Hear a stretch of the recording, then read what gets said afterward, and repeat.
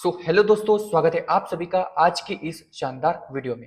आज का जो वीडियो है यह एक ऐसा वीडियो होने वाला है जिसके अंदर मैं आपको बताऊंगा कि आप एक्सेल से लेजर्स को टेलीप्राइम के अंदर कैसे इंपोर्ट करेंगे विथ जीएसटीआई नंबर के साथ।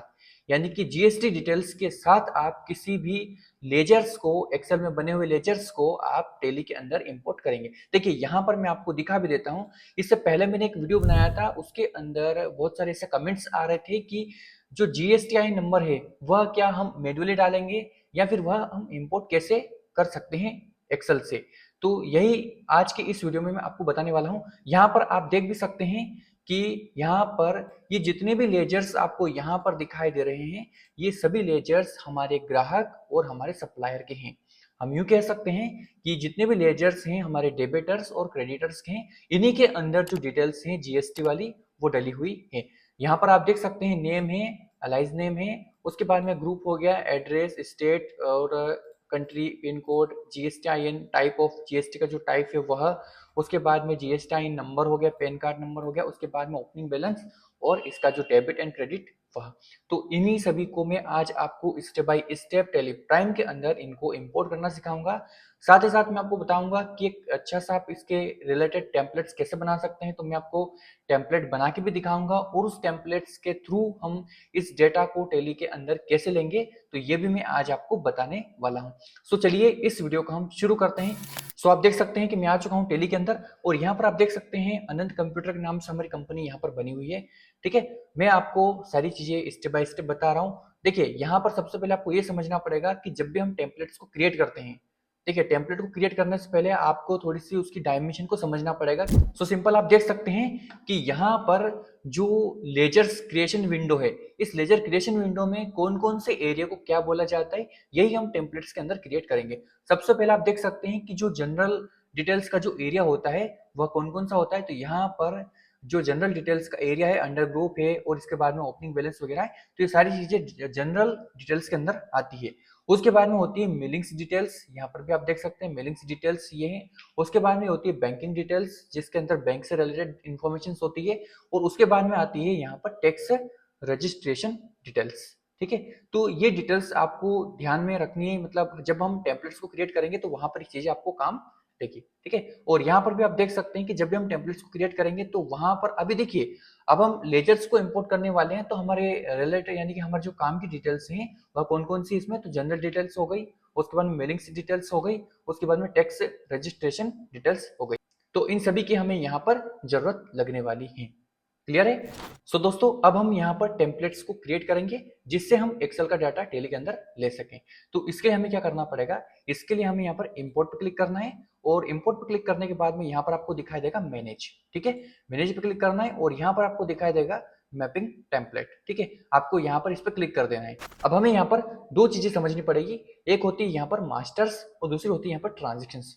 देखिए अभी हमें यहाँ पर लेजर्स बनाने हैं, यानी कि लेजर्स को हमें टेली के अंदर इंपोर्ट करना है। लेजर्स हैं वो मास्टर्स के अंतर्गत आता है, तो हमें यहाँ पर मास्टर्स को क्रिएट करना पड़ेगा। हमें यहाँ पर क्रिएट पे क्लिक कर देना है। अब देखिए यहाँ पर हमें उस एक्सेल फाइल को सिलेक्ट करना पड़ेगा जिस एक्सेल फाइल को हम मैपिंग करना चाहते हैं। ठीक है, तो हम यहाँ पर देखिए, यहाँ पर हमारी ये जो फाइल है, यानी कि हमने जितने भी इसके अंदर ये बना रखे हैं, इस फाइल को हमें वहां पर सिलेक्ट करना पड़ेगा। तो इसके लिए हम क्या करेंगे, इसके लिए जहां पर भी ये फाइल है वहां की लोकेशन को हमें कॉपी कर लेना है। तो आप जैसे कि देख सकते हैं कि यहाँ पर ये जो फाइल है हमारी, यहाँ पर है एक्सेल फाइल, इसको हम यहाँ पर इस लोकेशन को हम कॉपी कर लेंगे। तो मैं यहाँ से इसको कॉपी कर लेता हूँ। उसके बाद में यहाँ पर आप देख सकते हैं कि आपकी जो फाइल का नाम है, वर्कशीट का जो नाम है, सॉरी वर्कबुक का जो नाम है, वो टेली लेजर्स के नाम से है। ठीक है, तो हम क्या करेंगे, यहाँ पर अब इसको पेस्ट करेंगे लोकेशन को। तो इसके लिए हमें यहाँ पर स्पेसिफाई पाथ पे क्लिक कर देना है और एंटर करके यहाँ पर उस लोकेशन को पेस्ट कर देना है जो आप कॉपी करके लाएं। उसके बाद में आप देख सकते हैं कि आपकी जो वर्कशीट है, सॉरी वर्क बुक है, उसका जो नाम है वो यहाँ पर आ चुका है ना, टेली लेजर्स के नाम से। हमें इसको सिलेक्ट कर लेना है। अब आप यहाँ पर देख सकते हैं कि इसके अंदर जो लिस्ट ऑफ वर्कशीट की लिस्ट यहाँ पर आ चुकी है, यानी कि आप जो मैपिंग करना चाहते हैं वो आपकी कौन सी वर्कशीट होने वाली है। तो मैं यहाँ पर आपको एक बार दिखा भी देता हूँ। तो यहाँ पर आप देख सकते हैं कि इसके अंदर 3 वर्कशीट हैं, जैसे कि पहले तो डेबिटर्स एंड क्रेडिटर्स के नाम से है, दूसरी ट्रांजेक्शन और तीसरी शीट 3 के नाम से। अभी जो हमें मैपिंग करना है वह डेबिटर्स एंड क्रेडिटर्स वाली जो वर्कशीट है इसको मैपिंग करना है। तो इसके लिए हम क्या करेंगे, यहाँ पर इस वाली वर्कशीट को सिलेक्ट कर लेंगे, डेबिटर्स एंड क्रेडिटर्स।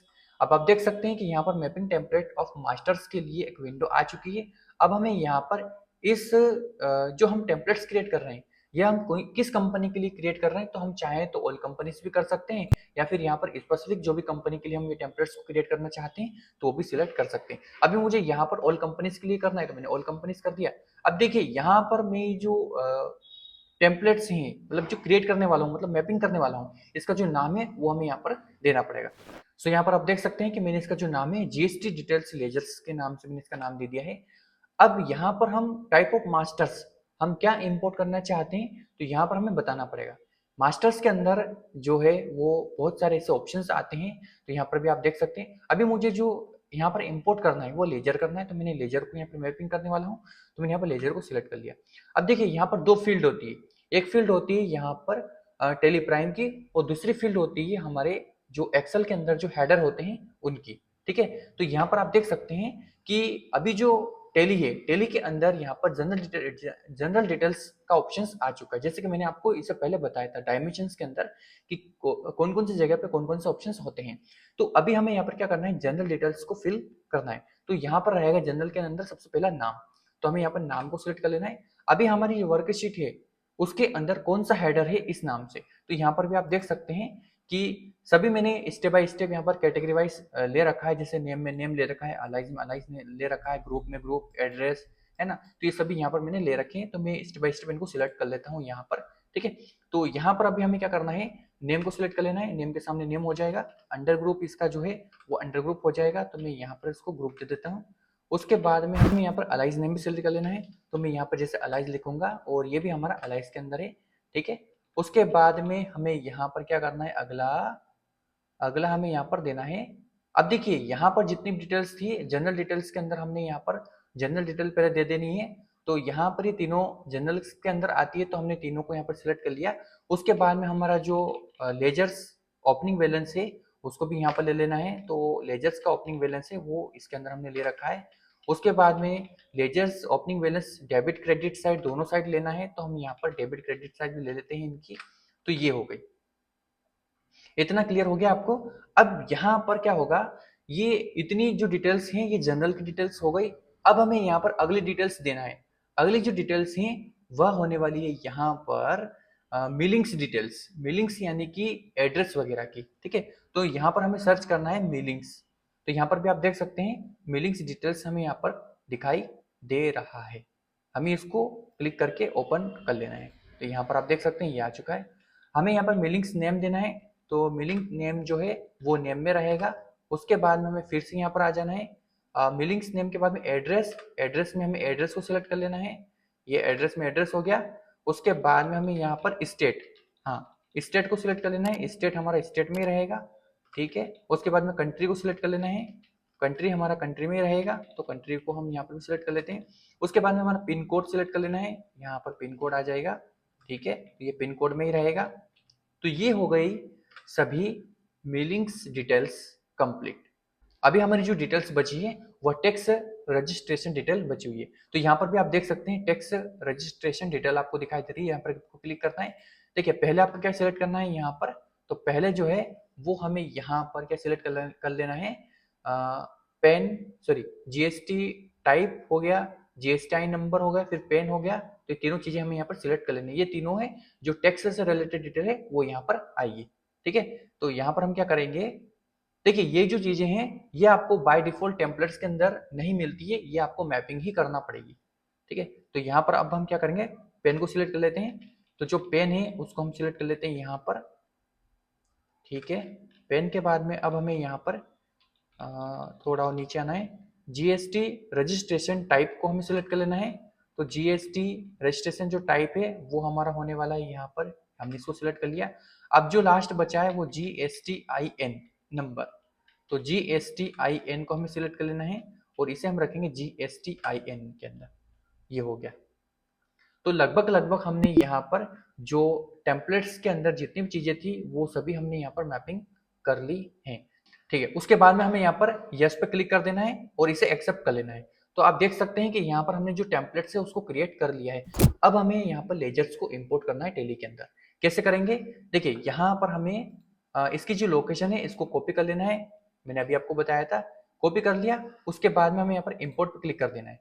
अब हम यहाँ पर क्या इंपोर्ट करना चाहते हैं, तो जैसे अभी हमें जो इंपोर्ट करना है वो लेजर इंपोर्ट करना है। तो जो लेजर है वो मास्टर्स के अंदर आता है, तो हमें यहाँ पर मास्टर पे एंटर कर लेना है। एंटर करेंगे, यहाँ पर हमें स्पेसिफाई पाथ पे क्लिक करके और उस लोकेशन को पेस्ट कर देना है। उसके बाद में हमें यहाँ पर जो इसकी जो वर्कबुक है उसको सिलेक्ट कर लेना है, टेली लेजर्स के नाम से थी। उसके बाद में हमें यहाँ पर वर्क शीट को सिलेक्ट कर लेना है। जो वर्क शीट है वो हमारी डेबिटर्स क्रेडिटर्स के नाम से थी, तो उसको हम सिलेक्ट कर लेते हैं। अब देखिए यहाँ पर वो सारे टेम्पलेट्स आ चुके हैं जो इसके अंदर हमने पहले बनाए थे, और अभी जो हमने बनाया है वो यहाँ पर दिखाई दे रहा है जीएसटी डिटेल्स लेजर्स के नाम से। हम इसको सिलेक्ट कर लेते हैं। ठीक है, इसके अंदर जो हम इसके अंदर जो हम इंपोर्ट करने वाले हैं वो लेजर इंपोर्ट करने वाले, तो वो यहाँ पर आ चुका है। तो यहाँ पर हम इग्नोर डुप्लीकेट्स पे क्लिक कर देंगे। उसके बाद में यहाँ पर इसको यस करेंगे, यहाँ पर भी यस करेंगे। अब आप यहाँ पर देख सकते हैं कि टोटल हमारे पास में कितने लेजर्स इंपोर्ट होने वाले हैं। तो टोटल हमारे पास में 10 लेजर्स इंपोर्ट होने वाले हैं।